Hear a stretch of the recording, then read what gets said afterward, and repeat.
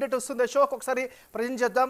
So Pithapuram కేవలం 2 తెలుగు రాష్ట్రాలనే కాదు, దేశవ్యాప్తంగా కూడా బాగా గుర్తింపు వచ్చినటువంటి నియోజకవర్గం. దానికి గల కారణం పవన్ కళ్యాణ్ అక్కడ పోటీ చేయడమే. సో పవన్ కళ్యాణ్కి ఇప్పటికీ 25,244 ఓట్ల ఆధిక్యం అయితే కనిపిస్తూ ఉంది. పిఠాపురంలో మొత్తం 18 రౌండ్లు ఉన్నాయి. సో పిఠాపురం చాలా ఇంపార్టెంట్ అయినటువంటి నియోజకవర్గం. ఇప్పటి వరకు సుమారు 6 రౌండ్లు అయినట్టుగా ఉంది. పిఠాపురంలో వార్ 1 సైడ్ అయిపోయింది. ఇప్పటి వరకు కూడా భారీ మెజారిటీ అని మాట్లాడుకుంటున్నాం తప్ప ఎగ్జాక్ట్ ఫిగర్ అయితే మనకి ఇప్పుడు చాలా క్లియర్గా కనిపిస్తూ ఉంది.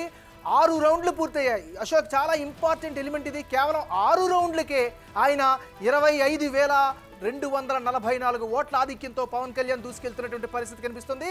యాక్చువల్గా పిఠాపురంలో మొత్తం 18 రౌండ్లు ఉన్నాయి అశోక్.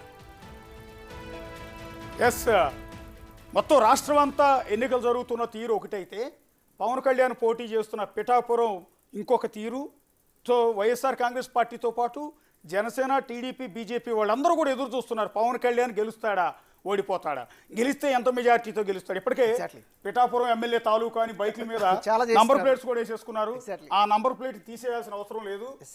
ఆర్టీఏ వాళ్ళ గారికి అనుమతిస్తే, ఆర్టీఏ నుంచి కనుక మీకు పర్మిషన్ తీసుకుంటే పిఠాపురం ఎమ్మెల్యే తాలూకా అని మీరు నంబర్ ప్లేట్ మీద వేసుకున్నది అధికారులు సమ్మతిస్తే మీరు ఉంచుకోవచ్చు, ఇంటి మీద కూడా వేసుకోవచ్చు.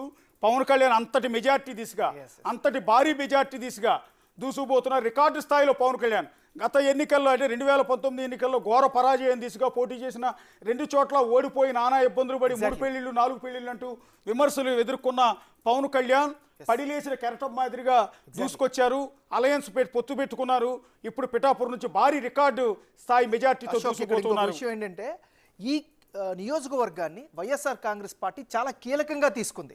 అక్కడ ప్రతి మండలానికి ఒక మంత్రి స్థాయి ఇన్ఛార్జిని పెట్టింది. మీకు గుర్తే ఉంటుంది, సిద్ధం సభల ముగింపు సభని పిఠాపురంలోనే జగన్మోహన్ రెడ్డి ప్లాన్ చేసుకున్నారు.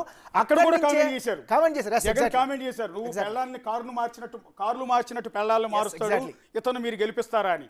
వంగా గీత అయితే కొంగుబట్టి డైరెక్ట్ గా వేదిక మీద కన్నీళ్లు పెట్టుకుని, పక్కన సీఎం జగన్ ఉన్నారు, అదే వేదిక మీద కొంగు పట్టుకుని మిమ్మల్ని అభ్యర్థిస్తున్నాను, ఈ ఒక్కసారి నన్ను గెలిపించండి అని కన్నీళ్లతో వేడుకుంది. డిప్యూటీ సీఎం చేస్తారని కూడా జగన్మోహన్ రెడ్డి ప్రకటించారు. ఒకవేళ వంగా గీత గెలిస్తే ఆమె డిప్యూటీ సీఎం చేస్తానని అనౌన్స్ చేశారు. అయినా కూడా ఓటర్లు పవన్ కళ్యాణ్ వైపు మొగ్గు చూపారు. జనసేన కార్యకర్తలు, మెగా ఫ్యామిలీ అభిమానులకు ఒక గుడ్ న్యూస్ ఇది, ఒక పండుగ చేసుకునే వార్త ఇది. పవన్ కళ్యాణ్ భారీ మెజార్టీ తీసుకు గెలుపు అనేది ఆటోమేటిక్ అయిపోయింది. కానీ ఇక్కడ ఇంకొక విషయం అశోక్, చాలా అంటే ఒక ఎనలిటికల్గా మనం మాట్లాడితే అక్కడ తెలుగుదేశం పార్టీ నుంచి టిక్కెట్ ఆశించినటువంటి వ్యక్తి మొదటి రోజు 2వ రోజు ప్రకటించిన తర్వాత కాస్త అసంతృప్తిని వ్యక్తం చేశారు తప్ప తర్వాత పూర్తి స్థాయిలో ఓట్ షేరింగ్ అనేది బ్రహ్మాండంగా పనిచేసిందని చెప్పాలి. జనసేన